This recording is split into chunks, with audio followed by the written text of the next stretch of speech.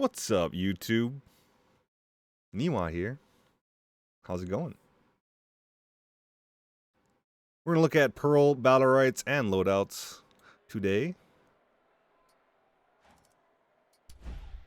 Let's get started. Let's look at the Battlerites first. Alright, we got Rippling Waters, firing volatile water through a bubble barrier. Increases travel distance by 25% and damage by 5. That's a pretty cool right. There's a lot of ways for you to get your bubble out on the field. You know, E recast, counter. So you can get value from that, and it hits pretty hard. So Pearl has a couple different builds, I think, or different ways you can build her. And we'll go over that later. So we'll just go over, try to explain some of the consistencies or some of the values we can get with all these Battlerites. Soaking Wet, the silence duration from a charged volatile water is increased to 1.4 from 1 second. I think this is a really good Battleright. Just increased silence is always good. I think even with the base, it allows you to follow up with another M1 for free. So basically, you get your counter proc, you space, you have your charged M1, you hit somebody, and then you hit another M1 afterwards. It's especially good versus like counter characters, right? You know you have a opportunity to hit another M1 before they can counter. So as long as you aim it, that's some free damage. Next, we got Splash Damage. Empowered Volatile Water deals splash damage and inflicts silence on all enemies. That's not a very creative Battleright name. Anyways, this Battlerite's really good versus melee players, versus anyone who wants to bunch up, really. Like, versus Blossoms, versus Pestilus, if they're close to their queens. If anyone's close to their queens, right, you just hit it and it silences everyone. Does 22 damage. Insane. Mid-orb as well. Splashes. Makes it easier to get mid-orb versus melees. So like a melee's hitting it. You hit them, it does 22 damage. You can steal a lot that way. If you hit the orb, let's say you're playing against a Shifu, right, and he has a counter.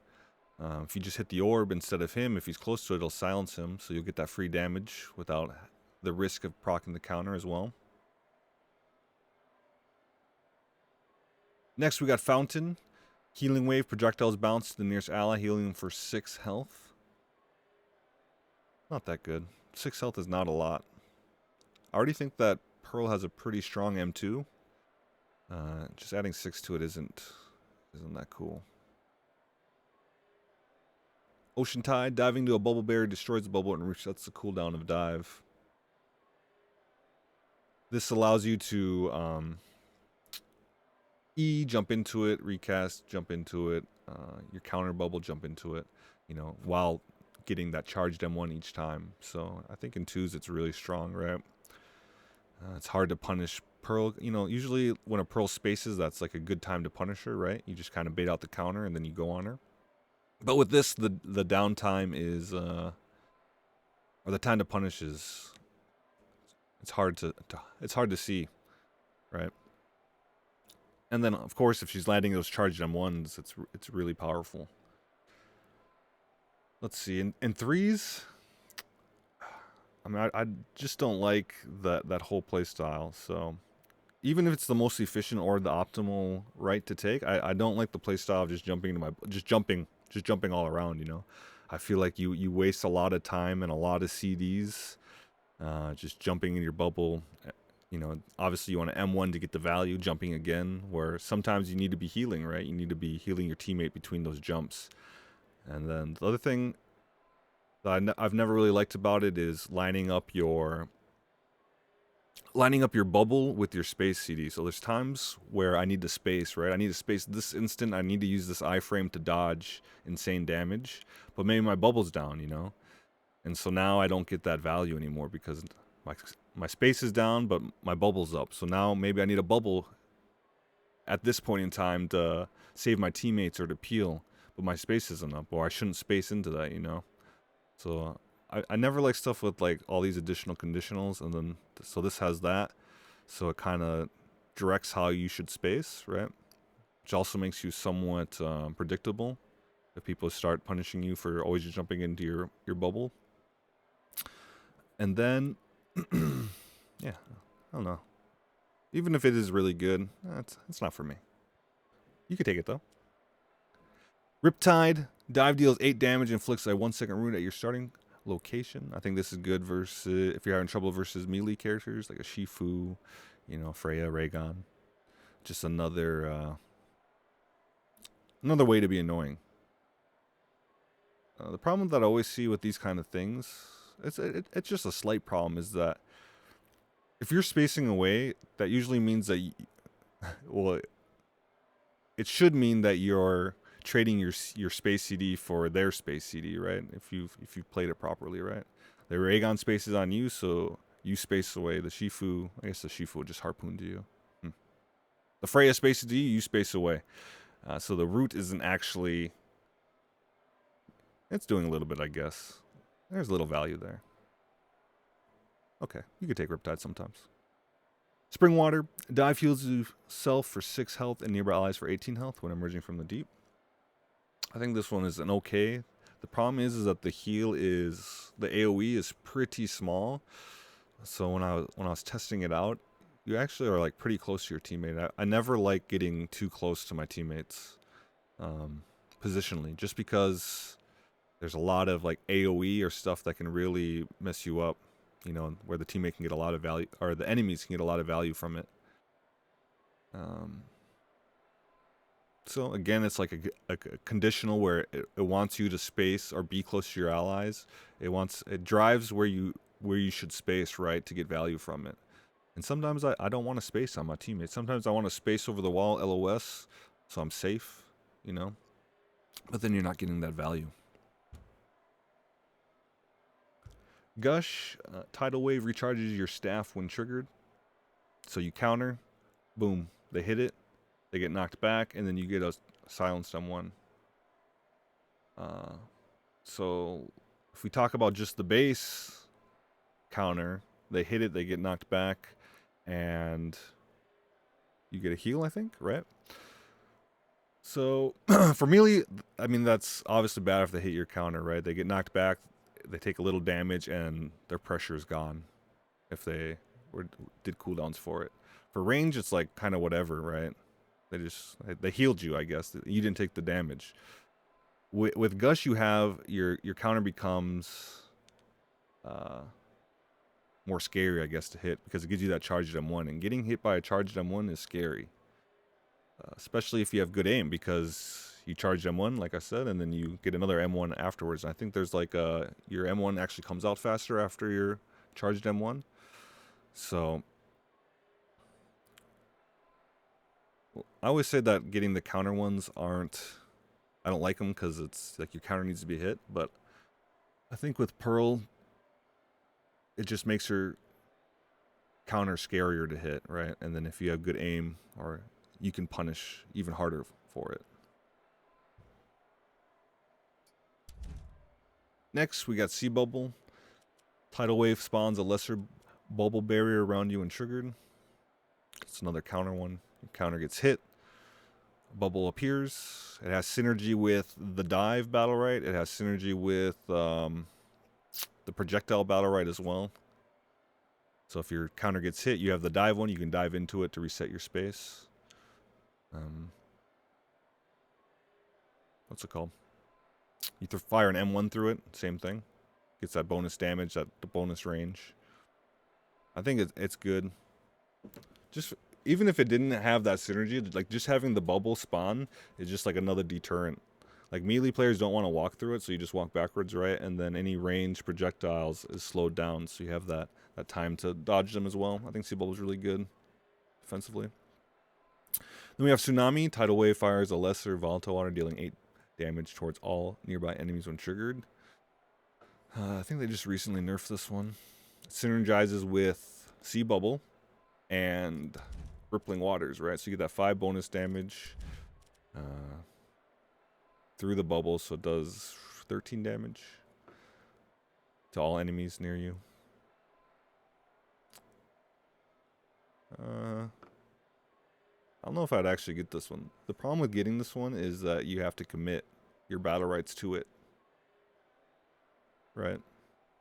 And a lot of time in 3s, This is why I don't like this right either. If you're the main healer, right? If you're just playing a meta regular comp, you don't have a lot of time to M1 as you would in 2s, right? In 2s, you have all the time in the world to put out damage and to M1, but in 3s, like, you need to be healing, you need to have bubbles that are protecting your teammates because you don't have that much protection yourself in your kit.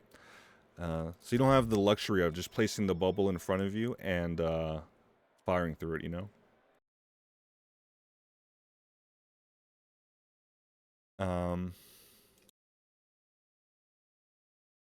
Yeah. Next is Ocean Sage. Bubble Barrier can be recast within 1.5 seconds to spawn a lesser bubble barrier. I think this one has like really has a lot of uses for it. A lot of uses. You know, there's a slight knockback on bubbles, right, when you place them. So if there's a melee on you, if you know the positioning, it knocks them away and puts it in front. Or puts you behind, puts them in front. They can't walk through it. It's super slow. You also can abuse the bubble movement to push you out of stuff, right? And so having that lesser one just amplifies that effect. You can push yourself twice. You can really like cut off that melee player through the bubbles, and then also versus range, right? You can just completely bubble out a range character. You can throw a bubble in front of your teammate, right? And then throw the recast in front of the range. It's smaller, but you know, it's still annoying. I think Ocean Sage you can get a lot of value that's not necessarily shown in like the scoreboard, right? It's just like a good tool to negate pressure or negate damage that would have hit, you know, but you're not going to see on the scoreboard. Tasty Fish. Bubble Barrier spawns a Tasty Fish that heals 8 health, increases damage output by 20% for 4 seconds when picked up. I like Tasty Fish. 8 health isn't really anything. 20% damage is really good. So it just depends if your teammates want to actually pick it up or not. So you're always using your bubble a lot. You know, it's really easy to run into it and pick it up. Makes your M1 stronger. Makes your teammates stronger, you know. I think it's an okay choice. Next we have Water Walk. Touching a bubble barrier grants allies a 30-second haste that fades over 2 seconds after leaving the bubble. So I'm pretty sure this works with the recast, the lesser bubble barrier. At this time, in this video, I don't think you see actually like the haste buff like above you, like you would with like Taya. You just kind of see like a little effect. So I mean, there's uses for it, but I don't think I use it in many of my builds. But in certain compositions, you could use it, right? Like if you have a Croak on your team, you throw the bubble down, he goes through it, he stealths, he has 30% haste, he can really catch up to the target with that haste. So, certain matchups definitely you can see value. Terror from the Deep. Jaws maximum spew range increases by 25%. Enemies are snared by 33% for 2.5 seconds when they land. I don't think I'd ever get this one, just for the fact that you can find more consistency in the other Battlerites. It's not like strong enough to take over another Battlерite, I think. Just because ults are, you know, first of all, it's semi-hard to land this Battlerite, right? Especially in like a team environment. And usually if you land it, that's enough to turn the tide, you know, to actually do a lot of damage. So I don't know how much more efficient it would be to have this stuff, right? I mean, once you have them, you're already good to go with your combo, so. Okay. Those are the Battlerites. Let's look at some loadouts you can do. She has like quite a few, actually, options that I've seen people do. Let's see if we can pick like the must-have Battlerites first, and then we can swap out stuff that you don't have to have. All right, this is just going to be my opinion, because I know there's pro players that do different stuff. But I think the recast is just something I always take. Especially, we're just talking about 3s, right? In 2s, you can do some cheese build where you just are super annoying and do damage. But having the lesser bubble barrier in 3s especially just allows you to do so much more as a Pearl, other than just be a heal bot, you know? And then I take Soaking Wet, splash damage. This can be changed depending on matchups. I'm guessing around like 80% of the matchups you'll just take this, but I mean if you're playing this like triple ranged, right? Or you know, something that's super spread out where you're not going to get value, then, you know, you just got to use discretion on when you think you can get that AoE value, the splash damage. Then I like Gush as well. Makes my counter scary to hit. I can punish with the charged M1. And then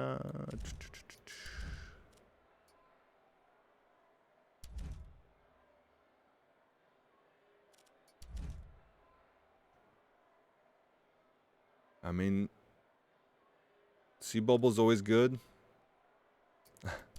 I just have such a hard time taking like counter Battlerites. But you can go Sea Bubble. I would just go Tasty Fish just for the consistent value. As long as someone picks it up, I guess. Or as long as you do damage. This one can be whatever. Just pick what you like. Pick the funnest. Then there's different builds, right? You can go Rippling Waters with Sea Bubble and also I don't even know if you go Tsunami with that. I mean, you could to get the value out of it. It's putting a lot of put a lot of your power into your ability to M1 and your ability to get your counter hit, which in high level play your counters don't get hit as much, right?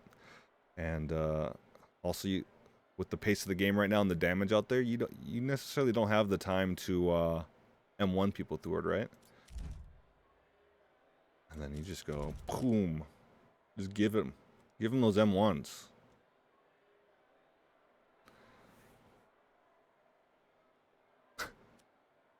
You can't do this. Just kidding. Take away the splash damage if you don't need to. Give him the boom. So maybe you change this out for splash damage if you need to. So you can do that. And then you can do something with the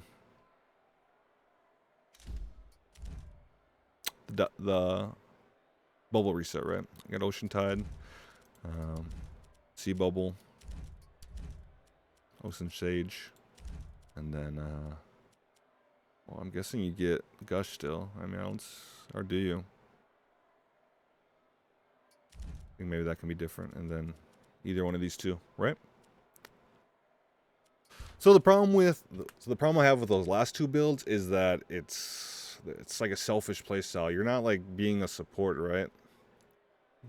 You're being like hit my counter, let me do damage, let me throw damage out there. You know? You don't have the necessary like the tools. You don't have a lot of power and you're supporting. Which can be fine. But that's not my playstyle, so pick what you like. Try them all out. That's it for Pearl, guys. About 2 or 3 loadouts you can do. She's fun to play and really annoying in twos. I think she's one of the easier supports to pick up. And yeah, that's a good thing. Cool. Thanks for watching, guys. I'll see you later. Bye-bye.